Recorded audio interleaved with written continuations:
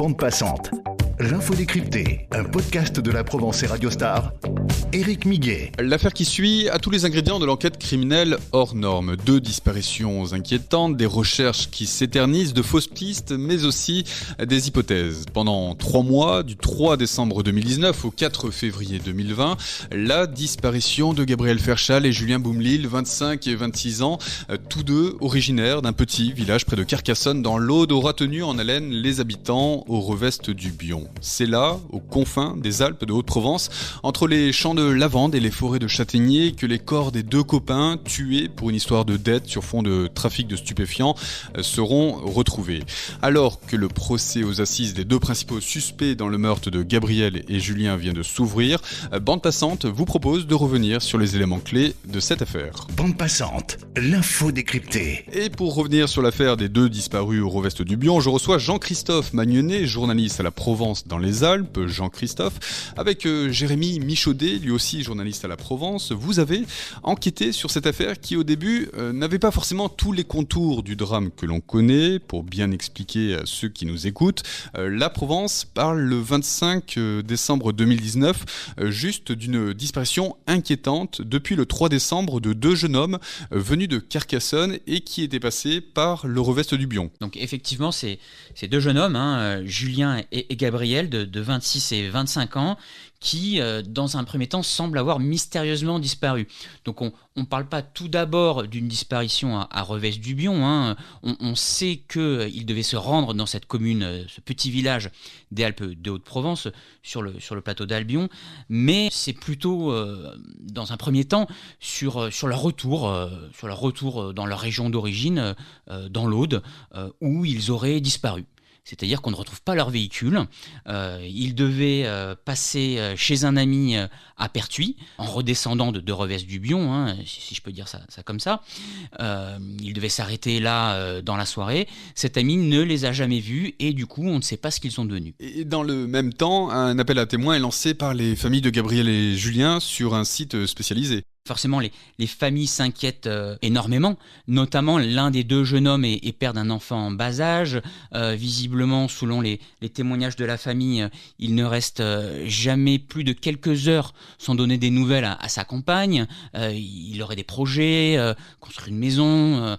Enfin, c'est vraiment une mystérieuse disparition qui semble étonnante. Étonnante et inquiétante, car quelques jours après la disparition de Gabriel et Julien, on apprend qu'une enquête pour enlèvement et séquestration est ouverte par le parquet d'Aix-en-Provence, enquête confiée à la section de recherche de Marseille. Outre cet appel qui a été lancé par l'association Assistance et Recherche des personnes disparues, l'ARPD, effectivement il y a des investigations qui sont pilotées par un juge d'instruction et surtout une enquête qui est confiée aux gendarmes de la section de recherche de Marseille et plusieurs militaires qui ont au sein d'une cellule la charge de reconstituer le parcours et ce qui aurait pu arriver à ces 2 personnes. 2 jeunes hommes dont la photo est publiée dans nos colonnes. En quelques mots, Jean-Christophe, à quoi ressemblent Gabriel Ferchal et Julien Boumlil ? Alors ces 2 photos qui sont communiquées, qui sont publiées dans la presse. On voit 2 jeunes hommes, cheveux courts, qui souriants pour certains, petite barbe, apparemment tout ce qui peut ressembler à des jeunes hommes d'une vingtaine d'années. Alors visiblement, selon les éléments donnés par la famille, il travaillerait dans l'intérim. Et Gabriel, le plus jeune, a un enfant en bas âge. Oui, absolument. Il a un enfant en bas âge.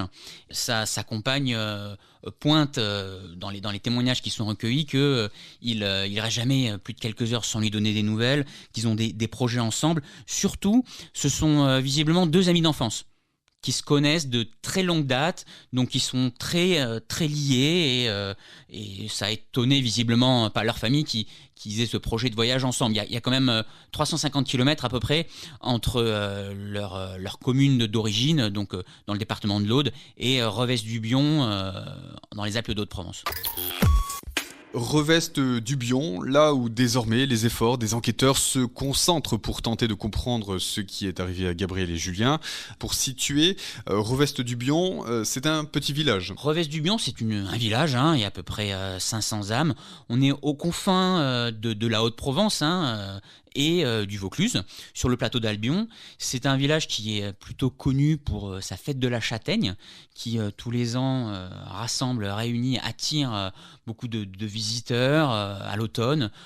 Un rendez-vous comme il y en a beaucoup en territoire rural et qui rythme la vie du village. Mais la quiétude de ce village est perturbée par la disparition des deux jeunes hommes, d'autant plus que de nombreuses questions restent en suspens. Il y a quelques éléments qui commencent à être évoqués dans la presse et évidemment dans nos colonnes, notamment la question du sort du véhicule, une Volkswagen Passat gris vert qui n'est pas retrouvée.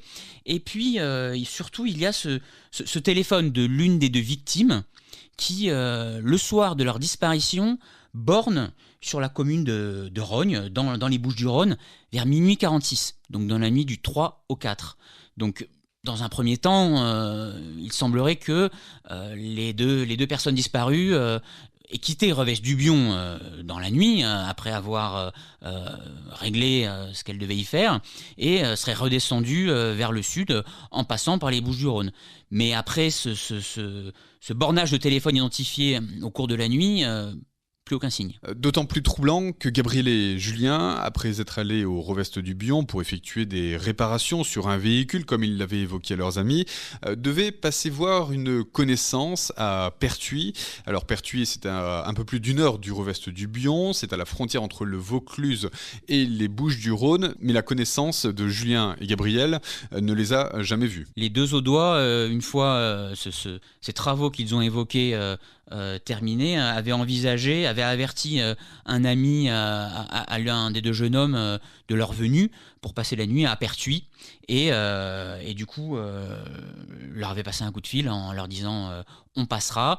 Cet ami ne les a jamais vus. Et du côté de l'enquête confiée à la section de recherche de Marseille, un peu d'éléments filtrent. En revanche, la famille, les amis des deux disparus s'expriment dans la presse. En cette fin décembre, il y a le témoignage de quelques membres de la famille qui prennent la parole dans la presse pour s'exprimer. On parle de Geoffrey, le cousin de Julien, qui clairement dit que c'est impossible que les deux garçons aient décidé de claquer la porte de s'en aller. Il exclut la disparition volontaire.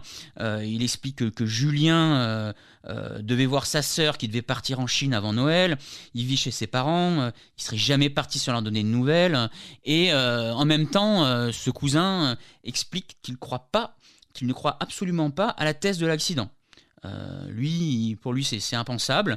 Et il indique même que des amis à lui ont loué un hélicoptère pour survoler la zone et essayer de retrouver le véhicule. Sur le coup, ça peut paraître étonnant, mais en tout cas, ils ont vraiment... ils se sont bougés, comme on dit, inquiets. Une inquiétude que comprennent bien les militaires qui ont quand même développé d'importants moyens pour retrouver Gabriel et Julien. La famille toujours extrêmement inquiète et on l'imagine, après 2 mois sans nouvelles... On imagine quel peut être leur état d'esprit. Elles veulent lancer diverses initiatives pour essayer de les retrouver, de faire avancer les choses.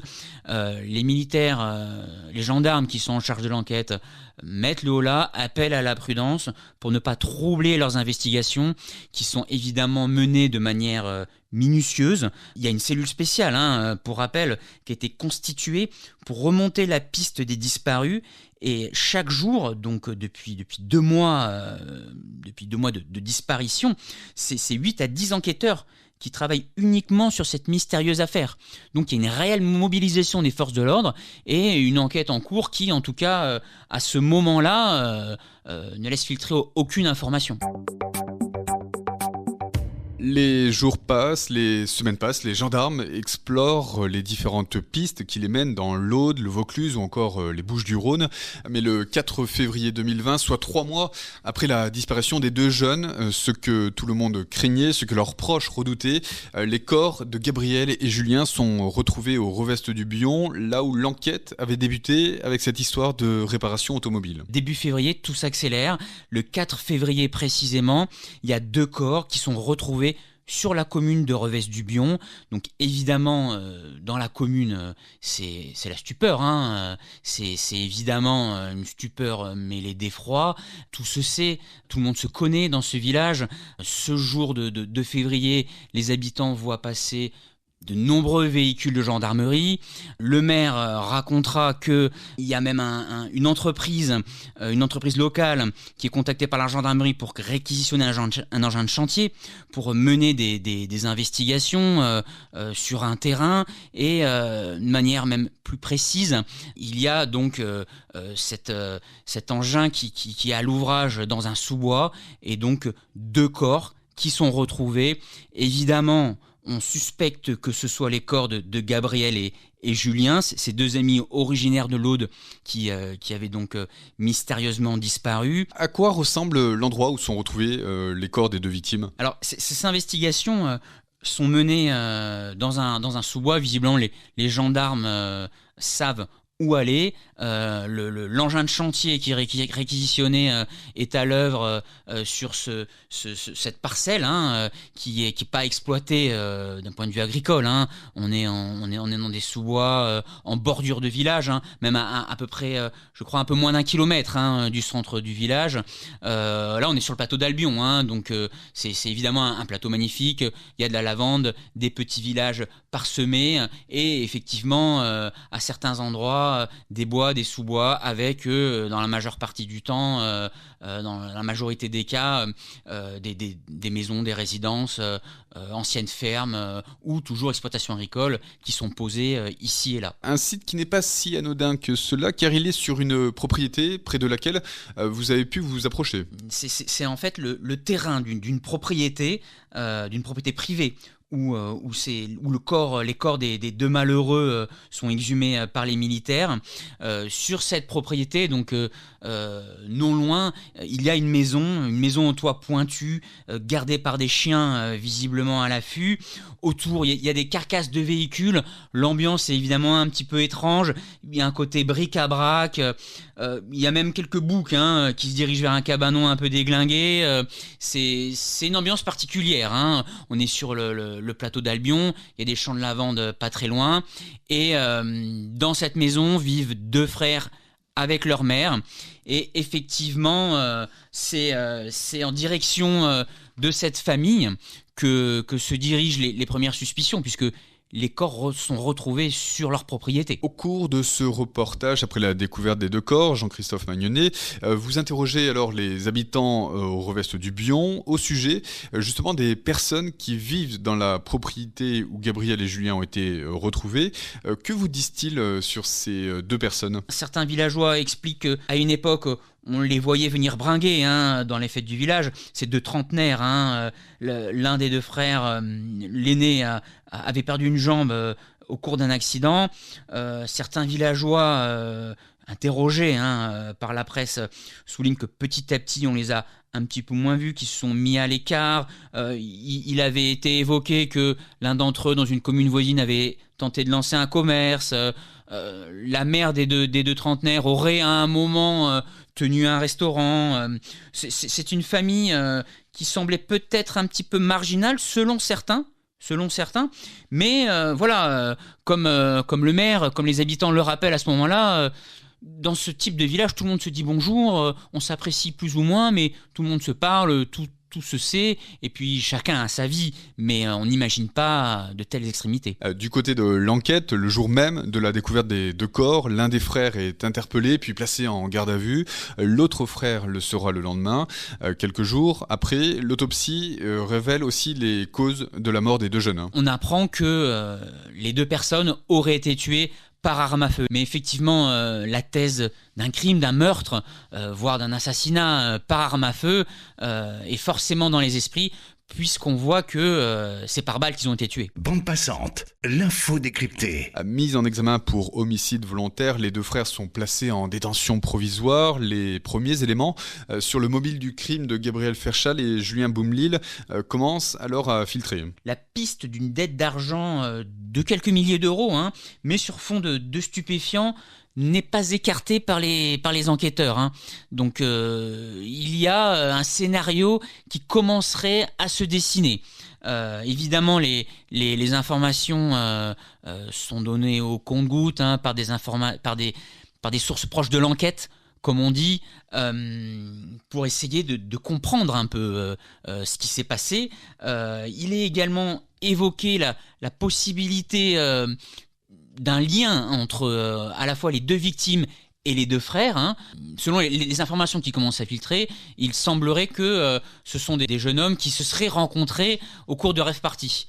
Parce que évidemment l'Aude et les Alpes d'Haute-Provence, il y a plus de 300 km entre les deux communes. Ce qui ferait le lien, ce serait une rencontre en rave party et éventuellement une dette liée à des stupéfiants. Alors une dette de quelques milliers d'euros, mais c'est un petit peu le scénario qui commence à se dessiner à ce moment-là. Mais beaucoup de questions restent en suspens sur le moment du drame. Si la découverte des deux corps est un élément majeur, on ne sait pas encore à ce moment-là comment tout a dérapé. Est-ce qu'il y avait eu préméditation ?